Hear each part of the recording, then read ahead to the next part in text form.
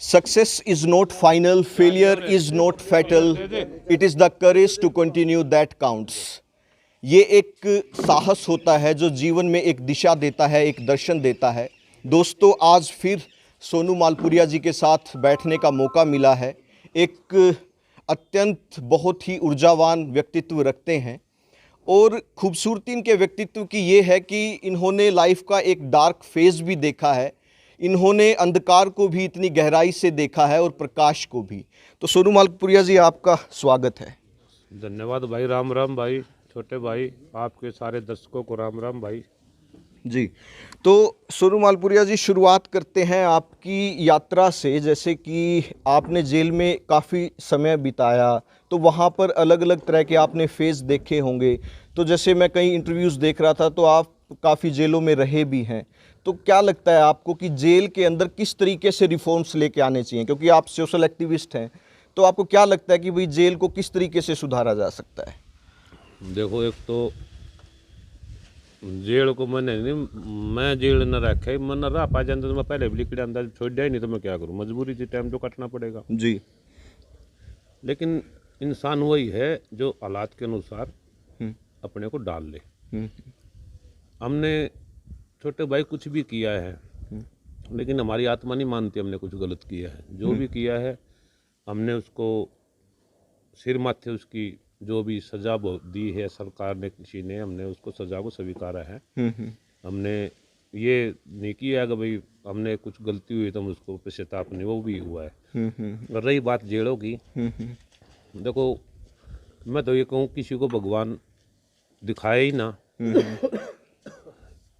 और इसका गलत मैसेज ना जाए, तो मैं तेरे को एक बात और बताता हूँ जी। जेल जीवन की यूनिवर्सिटी है। बिल्कुल। मैं तो ये कहूँगा, देखो गलत जगह कह देते हैं लोग, वहाँ कृष्ण जी भी पैदा हो रहे हैं। जब कृष्ण जी के भगवान होते थे हैं, तो भाई जेल में तो नहीं पता किस ने आना जाना पड़ जा और किस बात पे आना जाना पड़ जा। किसी ने अपराध नहीं किया, मैंने वहाँ वो भी आदमी देखे हैं अब जो किसी अपराध के आसपास भी नहीं थे जी। लेकिन राजनीति की भेंट चढ़ गए, उनका जीवन खराब हो गया। ये समाज है। हमने वहाँ भी भले किए हैं। मैं 25 साल जो रहा हूँ, वहाँ भी मतलब कि आप कभी चर्चा करोगे किसी सुप्रीडेंट से, किसी और जो भाई हैं, तो आपने वहाँ भी सुना होगा सोनू मालपुरी हमेशा दवा बन के काम आता है। बिल्कुल। ये प्रेरणा कहाँ से मिली आपको कि जैसे आप देखते थे वहाँ पर कि भाई किसी कैदी के साथ कोई शोषण हो रहा है तो आप आगे आ जाते थे। तो ये नेचर, ये जो स्वभाव था, ये कब विकसित हुआ आपको? मतलब ये दर्शन कब पैदा हुआ आपके अंदर? जो मेरी 72 जड़ें बदली हुई थी ना, वो सिर्फ इसीलिए हुई थी कि किसी को कोई अत्याचार हो रहा है, दुखी हो रहा है, तो मतलब मेरे पे सहन नहीं होता। तो मुझे बीच में आना पड़ा था। एक स्वभाव था मेरा, आज भी स्वभाव है मेरा, दुखियों के काम आना। ये वो फिर भाई प्रशासन तो अपने हिसाब से चला होगा, ये वो सुप्रीडेंट डिप्टी होगी, मेरी क्यों मानेंगे। फिर वो बिनु सोचे बीमारी है, ठाक आगे भेज दे, बदलिया गए उसको, फिर आगे भेज दे, वो आगे भेज दे। लोगों में मैंने योगा की है 5, मेरे पास गोल्ड मेडल है। जो तो ये सारे आपने जेल में रह के ही अचीव किए, ये जो जेल मेडल्स में थे? मैं 8 पढ़ रहा था, 10वीं मैंने जेल से की है, 12वीं भी जेल से की है, मैंने बीए भी जेल से की है। जी। तो ये दोनों से वहाँ पर क्या रहता है सर? आपको प्रॉपर ट्यूटर्स मिलते हैं या फिर आपने सेल्फ स्टडी की? नहीं, वहाँ हर चीज़ की सुविधा है जेल में, ऐसी कोई बात नहीं है। हमारे ओम प्रकाश जी चौटाला ने भी जेल से 10वीं की है, बिल्कुल। बार में भी की है। तो देखो, वक्त का जायज़ इस्तेमाल करेंगे तो बढ़िया ही रहा करे। एक से एक, जब भगवान भी जेलों में चले गए तो फिर आदमियों की तो औकात ही क्या है। जी। तो जैसे मैंने प्रश्न की शुरुआत की थी कि अगर हम किसी पेड़ को देखते हैं तो ऐसा तो कभी होता नहीं कि भाई पेड़ का सिर्फ ऊपर का ही हिस्सा होता है, उसका धरातल में, अंधकार में एक नीचे गहराई में जड़ होती है। मेरा प्रश्न ये था। तो मतलब आपने अंधकार को बहुत गहराई से देखा है, तो उन चीज़ों के बारे में थोड़ा बताना चाहें कि भाई वो कितने चैलेंजेस रहे आपकी लाइफ में, थोड़ा उनके बारे में बताओ। मेरे परिवार में कोई भी ऐसा नहीं है जो मेरे सिवा को जेल में गया हो। मेरी बुआ भी मेरे सामने 90 साल की हो कमर ली, वो भी BA 12वीं उस टाइम की। मेरे पिताजी थे पटवारी रह चुके थे, मेरे दादा है वो वकील है, चाचा है ये IRS से वो डिप्टी चीफ सेक्रेटरी हमारे। तो मतलब कि सब अपने वसूलों में रहने वाला आदमी है, कोई किसी से कोई समझौता नहीं करते, अपना जो काम है। चाचा है वो अपनी जगह बिल्कुल सच्चाई पे है। ये मेरे चाचा बैठे ओम प्रकाश, ये भी अपनी नौकरी नाकरी करके इज्जत की खाई है। तो लोगों ने मेरे को तो बदनाम कह दे, बदमाश कह दे, बदनाम कर दिया, चोर कह दे, डाकू कह दे। लेकिन आदमी की पहचान होती है कर्मों से। बिल्कुल। हाँ, तो हमने कर्म ऐसे करने हैं अगर जो समाज ये कहे अगर भाई वाकई जीवन में आए हैं। और दुख तकलीफ तो भगवान उन्हीं को देता है जो उनके करीब होते हैं, जो उनको सहन कर सकते हैं। बिल्कुल, जिसमें ताकत होती है। तो ये पहले आदत नहीं थी, फिर जब छोड़ दिया तो कई महीने मेरा बाहर जी नहीं लग गया, मेरा बाहर नू टेंशन बढ़ गई। ये एक प्रश्न और सोनू जी यहाँ पर निकल कर आता है, जैसे मैं काफ़ी स्टडी करता रहता हूँ, जेल के अंदर कैदियों को सज़ा सुनाने के बाद फरलो मिलती है, उसको हम बेल नहीं कहते, फरलो मिलती है। वो फरलो इस वजह से दी जाती है कि भी ताकि जो कैदी है वो अंदर रह के सिर्फ समाज से ना कट जाए। तो इस तरीके की चीज़ें सरकार जो है वो देती है भी ताकि वो समाज से भी जुड़े रहें। लेकिन इसका दूसरा फेज़ ये भी निकल कर आता है कि कुछ कैदी बाहर आके गलत काम करते हैं। सफीदो जैसे शहर के अंदर भी सरेआम जो है वो मर्डर्स हो जाते हैं, बीच चौराहे पर गोली मार दी जाती है। तो इन चीज़ों में किस तरीके से बैलेंस बनाया जाए कि भाई कैदी को एक प्रॉपर एजुकेशन भी मिले और वो एक बैलेंस क्रिएट हो, उसके बारे में क्या कहेंगे? मैं 25 साल काटे हैं ना, पहली बात तो को 25 साल कानून नहीं जो रखता है। 14 साल तक इनका 14 साल में सुप्रीम कोर्ट ने भी छोड़ने पड़ते हैं। चाल चलन अच्छा दिखाना पड़ता है। बिल्कुल। तो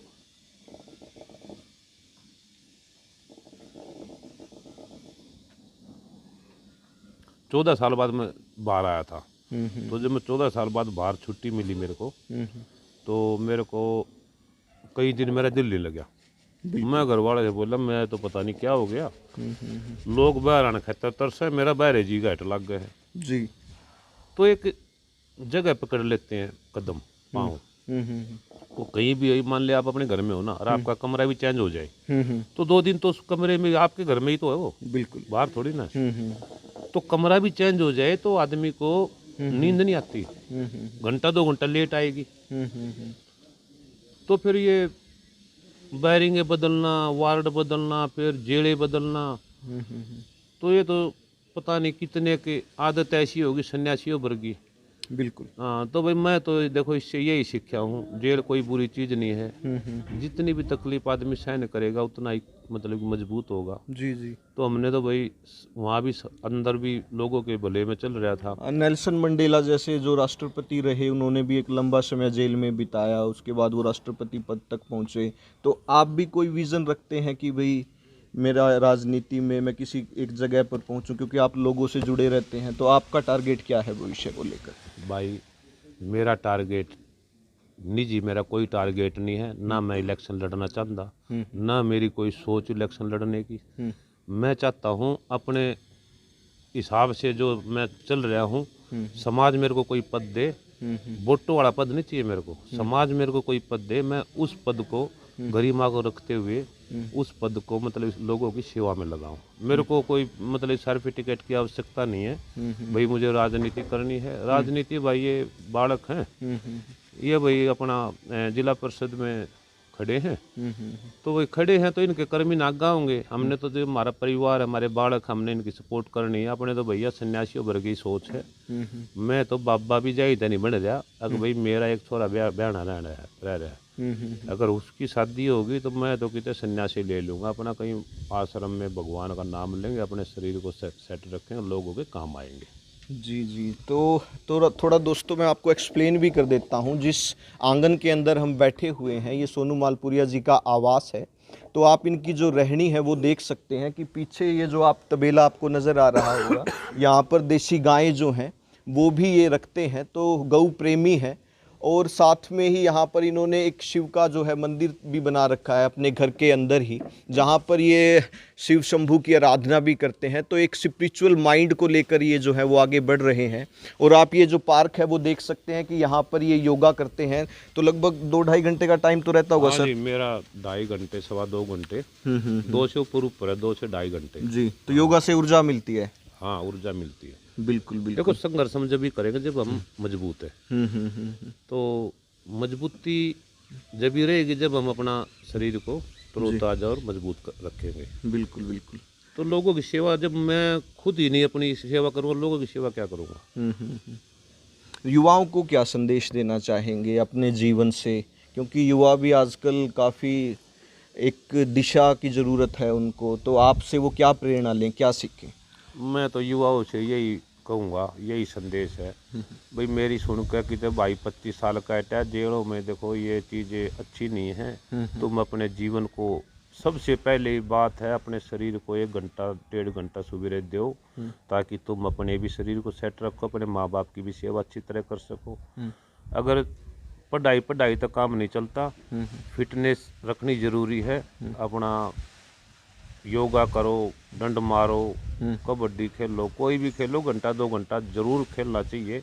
और अगर तुम अपने शरीर से स्वस्थ नहीं होगे तो तुम ना अपनी सेवा कर पाओगे, ना तुम किसी के काम आ पाओगे जी। तो मेरी सभी युवाओं से यही निवेदन है कि बेटे हैं, भाई हैं, भाई योगा करो, जो योगा करने जोगा नहीं है, घूमो, तो घंटा अपने शरीर को 1-1.5 घंटा जरूर दो, ताकि तुम अपने जीवन में कुछ सफलता हासिल कर पाओ। अच्छा सोनू जी, एक चीज़ और रहती है, जैसे गाड़ी है ये सामने खड़ी हुई है, इसके 4 पहिए हैं, तो इसी तरीके से लाइफ में भी 4 फेज होते हैं। एक आपकी पर्सनल लाइफ होती है, एक आपकी फैमिली लाइफ जिसका आपने जिक्र किया, तीसरा आप सोसाइटी जहाँ पर आप अभी बैठ के आए हैं, चौथा आपका वर्किंग स्टाइल जहाँ आप काम करते हैं, अपना श्रम लगाते हैं, जहाँ से परिवार को आय के साधन जुड़ते हैं, और 5वीं बात करी आपने उस स्टेयरिंग की, जिसको आप स्पिरिचुअलिटी कहते हैं, अध्यात्म कहते हैं, कि भाई मैं तो मंदिर में कहीं ऐसी जगह पे चला जाऊंगा कि जहाँ पर राम का नाम लूँगा, दैट्स इट। तो कहीं ना कहीं आपको नहीं लगता कि इन 5 चीज़ों में एक बैलेंस बनाना भी ज़रूरी है? देखो, बैलेंस तो त्याग की जरूरत होती है। और जो आदमी अपने को मतलब कि दूसरों पे समर्पित कर देगा ना, तो भगवान उसका अपने आप ध्यान रखता है। तो मैं तो अपनी छोड़ता हूँ भोले बाबा पे। मेरा तो यही है भाई, जो भी बंदा आए, मेरे जो काम आए, कोशिश रहेगी उसको निराश ना भेजो। जी। अपने लिए आप योग कर लेते हैं? हाँ जी, परिवार के लिए राजनीति कर लेते हैं? परिवार छोड़ा जा रहा है, विदेश 3.5 साल हो गए, अमेरिका है, अपना समाज की सेवा कर लेते हाँ, हैं? वो अपना दुखी नहीं होने देता। 5-7 आय लाख का रुपए- साधन क्या है सोनू मालपुरिया का? मेरा छोरा है, मेरे आय का साधन भाई, और समाज है। अध्यात्म में अपने आप को कहाँ पाते हैं इस समय? अध्यात्म पे तो मैं इन बाबे तभी ऊपर लिकड़ रहा हूँ, जिनसे बाबे बाणा पैर कर नहीं बैठे रहे हैं, जी।